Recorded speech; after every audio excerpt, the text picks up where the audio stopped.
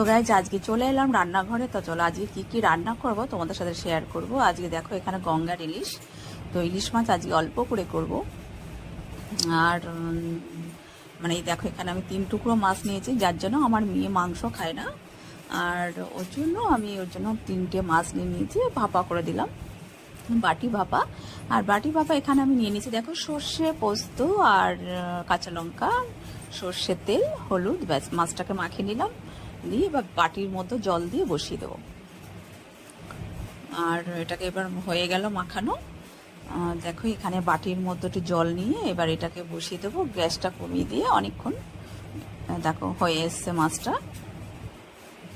আর হচ্ছে আজকে ইলিশ মাছ হয়ে গেল। আর হচ্ছে আজকে একটু চিকেন পোস্ত হবে, মানে হয় একটু বাড়িতে লোকজন এসছে, যার জন্য একটুখানি রান্নাটা আজকে একটু বেশি হচ্ছে। আর চিকেন পোস্ত এখানে পোস্ত চিকেন বলতে দেখো এই যে পোস্ত, চারমগজ একটুখানি নিয়ে নিয়েছি। আর এদিকে হচ্ছে কুমড়ো শাক ডাল দিয়ে আর মিষ্টি আলু দিয়ে কুমড়ো শাকটা। দেখো কুমড়ো শাকটা কিন্তু খুব ভালোবাসি আমি খেতে। আর তোমার আর হবে আজ শাক, আর হচ্ছে একটা ফেভারিট জিনিস, সেটা হলো সেটা তোমাদেরকে বলছি। তো দেখি বরমশাই বাজার এনেছে, আজকে ঢালা হয়নি, তো কিছুটা সবজি এনে ধনেপাতা দেখছি, আরও সজনের ডাঁটা, আর ওইদিকে রান্না চলছে। আর মানে আবার যে স্পেশাল জিনিসটা সেটা কিন্তু আমি এখন ফ্রিজ থেকে বের করলাম, আর এটা রান্না হবে সেটা আমি বলছি তোমাদেরকে। আর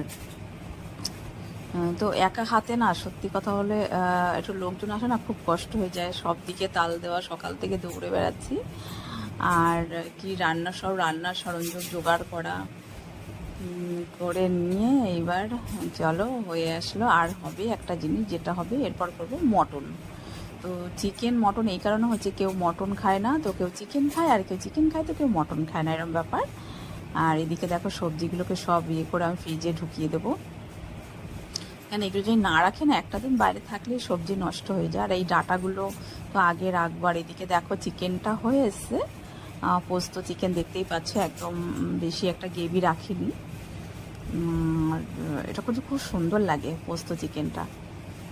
আর এবার চলো মটনটা দেখো, এইটাই হলো স্পেশাল আজকে মটনটা, যেহেতু আমার ফেভারিট খাবার।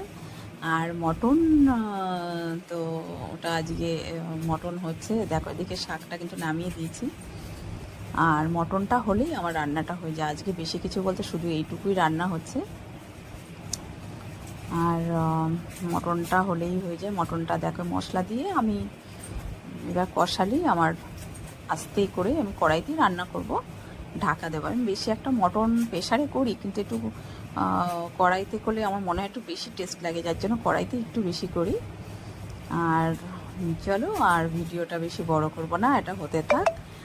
আর অবশ্যই তোমরা সাথে থেকো আর পাশে থেকো।